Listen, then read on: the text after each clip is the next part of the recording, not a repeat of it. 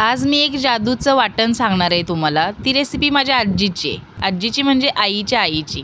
तर झालं काय माहिती आहे, गेल्या काही दिवसांपासून मला पित्ताचा जास्त त्रास होत होता. मग डॉक्टरनी सांगितलं होतं शेंगदाणे, वांगं, गवारी किंवा तुरीची डाळ वगैरे जास्त खाऊ नका किंवा थोड्या दिवस बंदच करा खायचं म्हणून. आणि तुम्हाला तर माहिती आहे की शेंगदाण्याशिवाय माझा स्वयंपाक होतच नाही.